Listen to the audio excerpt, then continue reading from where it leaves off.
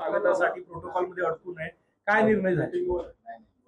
माननीय मुख्यमंत्री देवेंद्र फडणवीस जी यांनी 4-5 एप्रिलच्या पुण्याच्या परिषदेमध्ये, महसूल परिषदेमध्ये आमच्या 6 विभागीय आयुक्तांना 6 वेगवेगळ्या विषयावर अभ्यास गट तयार करून आणि महसूल प्रशासनामध्ये काय बदल केले पाहिजे, जे जुने कायदे आहेत MSRC कोडमध्ये, जुने जे कायदे आहेत त्यामध्ये कालबाह्य झालेल्या कायद्यात काय बदल केले पाहिजे, DPCच्या स्कीममध्ये काय बदल झाले पाहिजे, मोठ्या प्रमाणावर शेतकऱ्यांची मोजणी होत नाही, स्टॅम्प ऍक्ट मध्ये काय बदल झाले पाहिजे, म्हणजे 2029चा विकसित महाराष्ट्र, 2035चा विकसित महाराष्ट्र आणि विकसित महाराष्ट्राकरता महसूल खात्याचं काम, याकरता दिशा देण्याकरता, याकरताचं व्हिजन हे महसूल खात्याला यावं. आणि जे काही रिपोर्ट्स आले आता जवळपास 350 सुधारणा या परिषदेमध्ये आमचे सर्व जिल्हाधिकारी आणि आमचे सर्व विभागीय आयुक्त, आमचे जमाबंदी आयुक्त आणि IGR यांनी सुचवलेले आहे आणि अत्यंत महत्त्वाच्या सुधारणा सुचवलेल्या आहेत. या सर्व सुधारणा जर लागू केल्या तर महसूल विभाग हा देशातला क्रमांक 1चा विभाग महाराष्ट्राचा राहील. इतकं चांगलं वर्किंग या महसूल परिषदेमध्ये झालं आहे. शरद पवार यांनी सुरुवातीला ठाकरेंचा पक्ष फोडला असं मुख्यमंत्री देवेंद्र फडणवीस आपल्या खासगी मुलाखतीत म्हटले. वारंवार भाजपवर टीका होते पुढापुढीची, पण फडणवीसांनी पवारांवर नाही, माननीय मुख्यमंत्री देवेंद्र फडणवीसच्या मुलाखतीमध्ये जे सांगितलं गेलं, मला हे माहिती आहे की देवेंद्रजी कधीही कपोलकल्पित बोलत नाही किंवा बेजबाबदार बोलत नाही.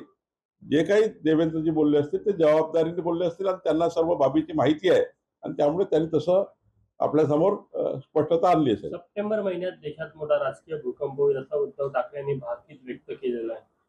त्यांना 5 वर्ष जे काही राहिले सुले कार्यकर्ते आहेत त्यांच्याकडे, उद्धव ठाकरेकडे, ते सांभाळायचे आहे. त्यामुळं असं बोलावंच लागतं, हे बदलणार आहे, ते बदलणार आहे, ते होणार आहे.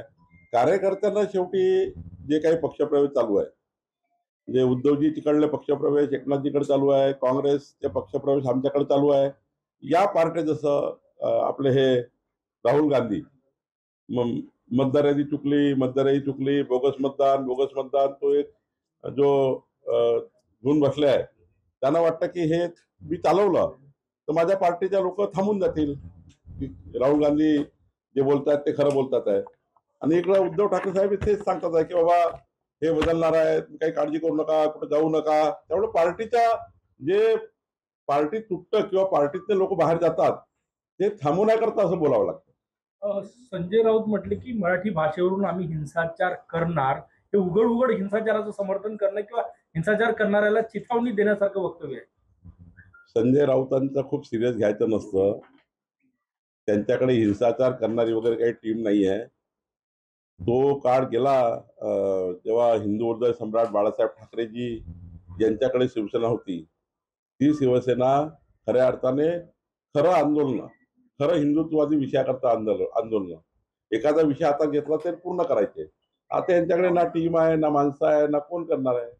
काही हिंसाचार करत नाही. कायद्याचं राज्य आहे, हे राज्य कायद्याचं आहे. कोणी हिंसाचार करेल का सरकार पाहत बसेल का? सरकार का मूठ गिळून बसेल का? हिंसाचाराच्या गोष्टी करतील त्यांना काय सरकार सोडून देईल का? करू द्या हिंसाचार, कुठं करते बघू, कुठे हिंसाचार करण्याची धमक आहे ते बघू, ज्या ठिकाणी करतील त्या ठिकाणी बघू. हिंसाचार हे महाराष्ट्र राज्य आहे, इथे हिंसाचाराची भाषा सोबत नाही. इथे आपल्या कायद्याने राज्य करावं लागतं, कायद्याने काम करावं लागतं. आणि मराठी भाषेबद्दल तर आम्ही सांगितलं आहे, या महाराष्ट्राची आमची माय मराठी भाषा आणि मराठी भाषेच्या विरुद्ध कोणी बोललं तर आम्ही सहन करणार नाही. आम्ही यापूर्वीच आपल्याला त्या ठिकाणी आपल्या सर्वांसमोर आम्ही आणलं आहे आणि वारंवार सांगतो आहे की मराठी भाषेला करता आमचं संपूर्ण जीवन आणि आमचं सरकार आणि आमचं सर्व पक्ष सुद्धा हा महाराष्ट्रातील मराठी भाषेकरता आहे आणि मराठी भाषिका करताही आहे.